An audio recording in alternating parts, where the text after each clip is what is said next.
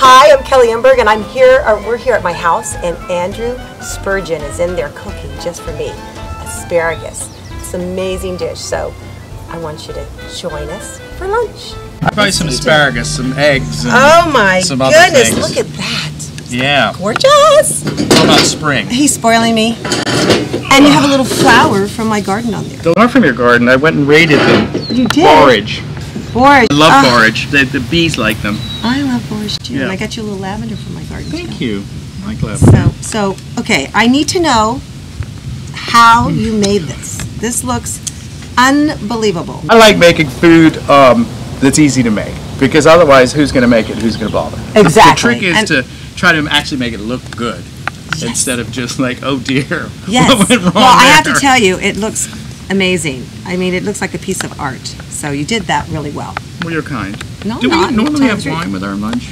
We do, and that's my job, by the way. Your job was to pour the wine. Mine was to actually make this dish. Okay, So, and you need to tell us about the dish, okay? All right, so easy. Easy, good. Ready? Asparagus.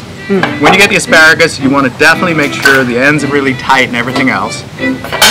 What you want to do is cut the bottom maybe 1.5 inches off, something like that. Simple.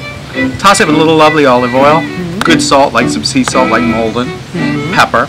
Roll around the olive oil. Turn the oven on to maybe 450. Preheat it. Right. Throw it on a sheet pan. Throw it in the oven. Just maybe 5 minutes. Have a look at it. See how it's doing. Pull it out. Take some lovely eggs.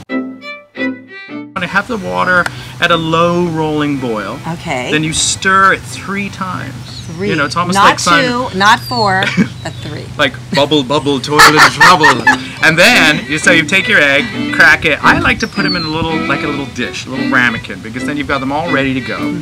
And then you're creating this vortex in the water. And you just drop the egg into that vortex, and you have one of the things I do with the water is I always put a little vinegar in there. So like if you've got maybe like a 3/4 of a gallon, maybe tablespoon and a half of white vinegar, basic.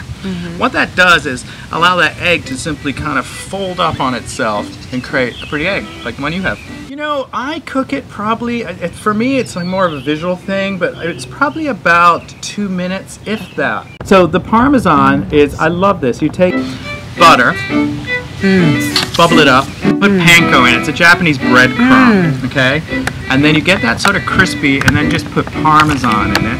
And just a touch of salt, you know? Yeah. And then see how all that egg yolk's coming up? Oh, God. Gorgeous.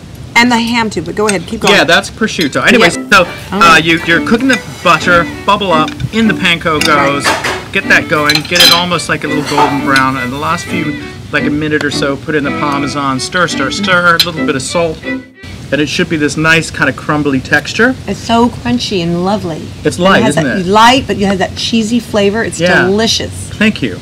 And then the asparagus we talked about. I just put some peas on here. These are so fresh. And they're very spring. This is a spring dish, by the way. I made asparagus is spring. The peas are definitely spring, and of course, eggs are springish.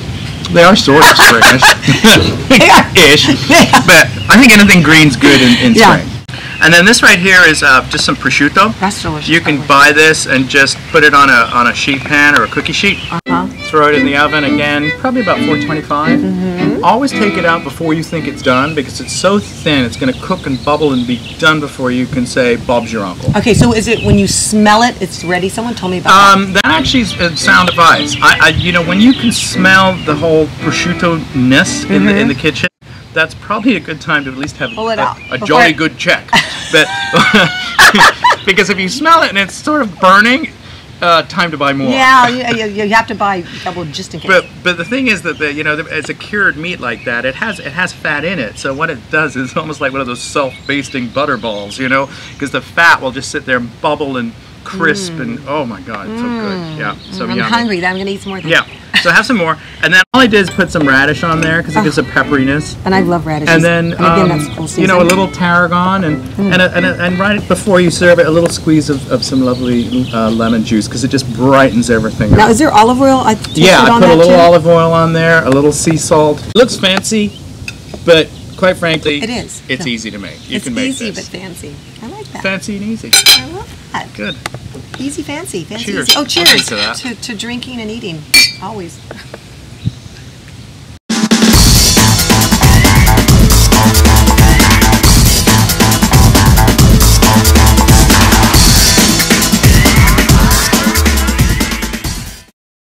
Well, thank you very much for cooking this delicious meal for me. Absolutely. And only me. Just for you. I noticed there's nobody here but you and I only made 2 plates. no one else is eating, so sorry. Nobody's getting any. Sorry, you're invited next time. Yep. But in fact, talking about next time, I will see you next time.